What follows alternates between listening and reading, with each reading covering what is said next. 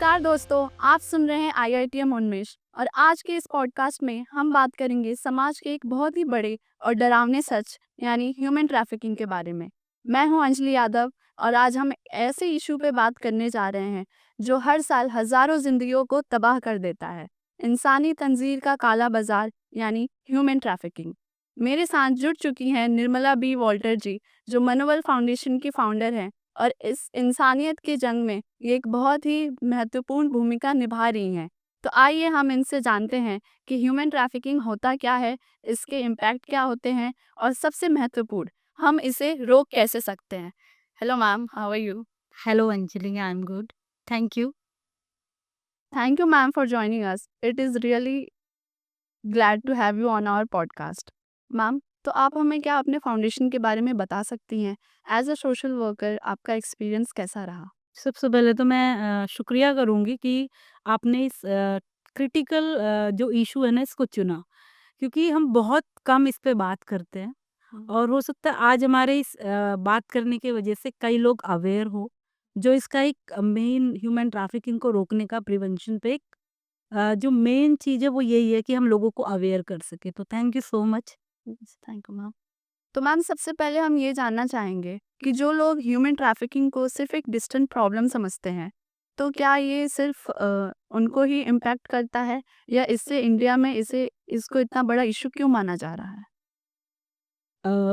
Human trafficking को ऐसा लगता है कि सिर्फ एक डिस्टेंस प्रॉब्लम है, ऐसा नहीं है। ह्यूमन ट्रैफिकिंग किसी की भी हो सकती है।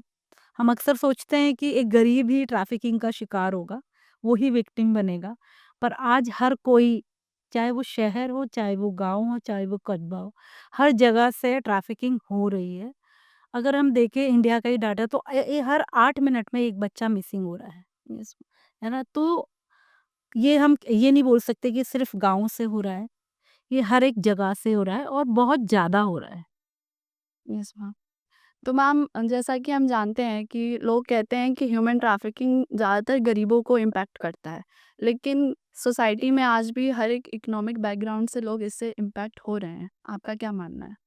हाँ, बिल्कुल हो रहे हैं और अ, कई बार क्या होता है ना कि गरीबी एक कारण है इसका, कि भई कहीं बहुत ज़्यादा गरीबी है, लोग सोचते हैं अपने ब जैसे बिहार का मैं एक एग्ज़ाम्पल दूँगी, जब मैं गई थी कुछ वहाँ पर अवेयरनेस के लिए, तो मैंने लोगों को कहते सुना कि ₹100 में बच्चा दे दिया, खाने के लिए। तो मैं भी बहुत शॉक्ड थी। गरीबी एक कारण है इसका, पर एक कारण ये भी है कई बार ना बच्चे घर से मिसिंग हो जाते हैं। यस। घर छोड़ के चले जाते हैं, टीनेज में समझ में नहीं आता, कोई फ्रेंड बन जाता है? तो हमने ऐसे बच्चों को रेस्क्यू करा है जिनकी मिसिंग कंप्लेन है और वो ब्रॉथल में पाए गए हैं।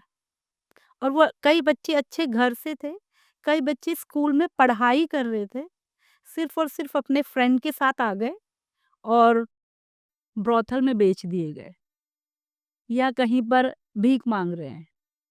और अगर हम ट्रैफिकिंग की बात करें तो हमें लगता है कि एक इंसान नॉर्मल एक व्यक्ति ट्रैफिकिंग हो सकता है, पर हमने ऐसे पूरी एक फैमिली को देखा है, जो पूरी एक फैमिली ट्रैफिकिंग का शिकार हुई थी और उसमें से एक बच्चा दिल्ली में ही 50,000 रुपए में बेच दिया गया था। तो ये ना मतलब हमें इसको जानने की ज़रूरत है। जैसे हम बात करते हैं ना कि हमें पता है चोरी की सज़ा है हमारे देश में, है ना? हमें पता है कि अगर कोई मर्डर करता है तो उसकी सज़ा है। पर हमें ये नहीं पता अभी तक, शायद आप लोगों को भी, बहुत लोगों को नहीं पता होगा कि ना इंसान को खरीदना या बेचना हमारे देश में कानूनन अपराध है और इसके लिए एक एक्ट बना है, आईटीपी एक्ट। बहुत लोगों को नहीं पता होगा, उस वो प्रावधान है और उसके तहत सज़ा भी है। ओके। मैम, तो अब हम एक रीसेंट केस के बारे में बात करेंगे, जो कि वेस्ट बंगाल के सिलीगुड़ी से आया था। उसमें 2023 में ये हुआ था कि बहुत सारी लड़कियों और महिलाओं को जॉब का झांसा देकर दुबई और अरब कंट्रीज़ में भेजा जा रहा था। लेकिन वहाँ पर उन्हें एज़ अ सेक्स वर्कर काम कराया गया, फोर्स्ड लेबरिंग कराई गई और उन्हें वहाँ पे बेचा गया। लेकिन जब वहाँ से कुछ सर्वाइवर्स वापस आए, तो ये बहुत ही एक बड़े लेवल पे एक्सपोज़ हुआ था। आपका इसमें क्या मानना है? अ, अगर हम वेस्ट बंगाल की बात करें ना तो वहाँ बहुत बड़ा हब है और इसमें यही करूँगी कि मैं इसमें ना ये चीज़ मीडिया के सामने आई ये एड्रेस की गई इसीलिए सबको पता है। कई ऐसे केसेस होते हैं जो एड्रेस ही नहीं किए जाते हैं, यस। है ना? जिनकी कभी कंप्लेन ही नहीं होती, एफआईआर ही नहीं होती है ना, उस पता ही नहीं चलता लोगों को। तो ये एड्रेस किया गया इसीलिए लोगों को पता चला। पर अगर हम देखें तो वहाँ बहुत बड़ा हब है, सिलचर है वहाँ पर, और ऐसे छोटे-छोटे जगह है जो आप इमेजिन भी नहीं करेंगे, वहाँ बहुत 14-15 साल की लड़कियाँ सेल कर दी जाती है। तो एक मैं सिलीगुड़ी को नहीं, पर उसके आस-पास, क्योंकि सिलीगुड़ी और वेस्ट बंगाल ऐसा एरिया जो ट्रांज़िट एरिया है, जहाँ से आना-जाना होता है। तो वहाँ से बहुत ज़्यादा ट्रैफिकिंग होती है। और जहाँ तक ये वाला केस है, जैसे इंटरनेशनल केस हो गया, यहाँ से लोग गए, है ना? यस। और लोगों ने फिर आके बोला भी, बात भी करी, बताया भी। एक ये है कि भई इस तरीके के केसेस होते हैं तो लोग थोड़ा-सा इनिशिएटिव लेते हैं, कुछ करें, है ना? और उनके बारे में लोगों तक बात को पहुँचाएँ कि उनकी क्या प्रॉब्लम थी। इससे रिलेटेड अगर हम देखें तो हमने जो करा रेस्क्यू, उसमें भी ऐसी ही चीज़ें थी कि ये तो सब मेजर होंगी जो आई है, ये लड़कियाँ सब मेजर थी, जिनको लेके जाया गया। पर इससे रिलेटेड और भी हैं जो माइनर है, जिनके बारे में बात ही नहीं होती है, जिनको छुपा दिया जाता है। Yes ma'am. मैम, लेकिन इसमें सबसे बड़ा इशू ये था कि जो विक्टिम्स वहाँ से आए, उनको जस्टिस नहीं मिला। तो मनोबल फाउंडेशन जैसे एनजीओज़ इसमें कैसा रोल प्ले कर सकते हैं? जस्टिस ना डिले होता है ना? क्योंकि जो आईटीबी एक्ट लगता है, बहुत सारे एविडेंस होते हैं। उसमें ऐसा नहीं होता कि तुरंत हो गया, निर्भया जैसा लीजिए और फास्ट ट्रैक बन गई, है ना? ऐसा नहीं होता, क्योंकि जो ह्यूमन ट्रैफिकिंग का जो ये है ना सिनेरियो, ये बहुत ना ऑर्गेनाइज़ क्राइम है। इसमें ना आपको उन सबको पकड़ना है जो इसमें इन्वॉल्व है। कोर्ट में बहुत से एविडेंस होते हैं और इतनी जल्दी वो एविडेंस हो नहीं पाते, टाइम लगता है। तो इसीलिए डिले भी होता है। पर इस केस का डिफरेंट है। यस।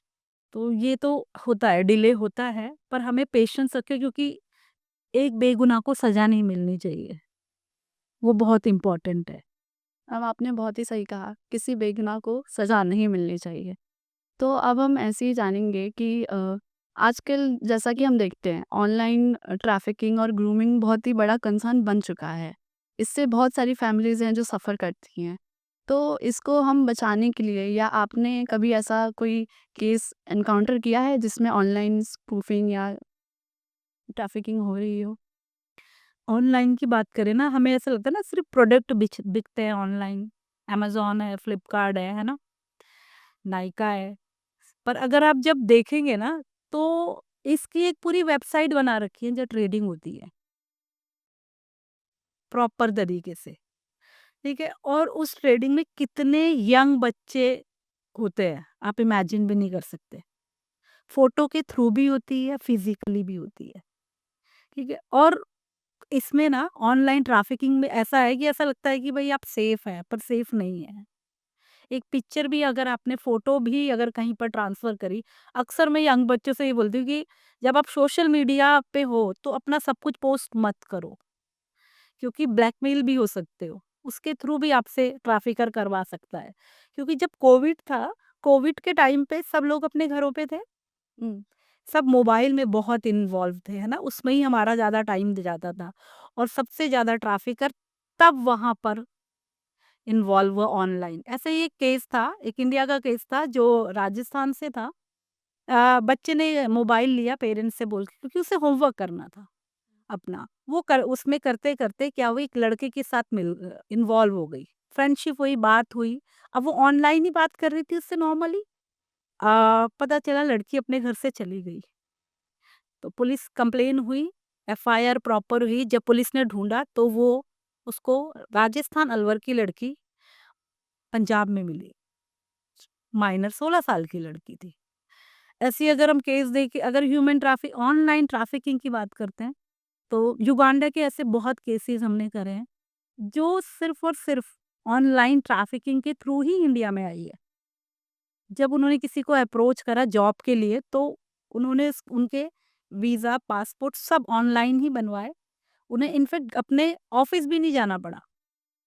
पासपोर्ट ऑफ़िस भी नहीं जाना पड़ा। उनका जो अपॉइंटमेंट लेटर सब कुछ उनके पास आ गया। वो जब इंडिया लैंड हुए, तब उन्हें पता चला कि उनको किसके पास रहना है। तब उन्होंने फर्स्ट टाइम देखा। तो ये ऑनलाइन बहुत ज़्यादा बढ़ता जा रहा है और हमें बहुत सतर्क और अलर्ट होने की ज़रूरत है। Yes ma'am. मैम लेकिन अगर हम आजकल देखें तो हमें नहीं पता कि हमें कैसे इसको रिकॉर्ड करनी चाहिए। प्रिवेंशन के लिए हम क्या कर सकते हैं? ये सिर्फ सरकार की ज़िम्मेदारी है या हमें भी एक जागरूक नागरिक होने के हिसाब से इस पे कुछ करना चाहिए? मतलब जब हम इस एक देश में रहते हैं ना, तो हम इस देश के नागरिक हैं और हमारी रिस्पॉन्सिबिलिटी बहुत हो जाती है। Yes ma'am. ऐसा लगता है ना सरकार ये भी कर लेगी, वो भी कर लेगी। क्यों भई? अगर आप एक सिटीज़न हो तो आपकी रिस्पॉन्सिबिलिटी है कि आप सरकार को इस चीज़ में सपोर्ट करो, है ना? उनका हेल्पिंग हैंड बनो। तो हमारा जो एक पार्ट है मनोबल जो करता है प्रिवेंशन पार्ट पे अवेयरनेस, क्योंकि शायद हो सकता है आप में से कई लोगों को ये वर्ड ही पहली बार सुना हो ह्यूमन ट्रैफिकिंग या मानव तस्करी।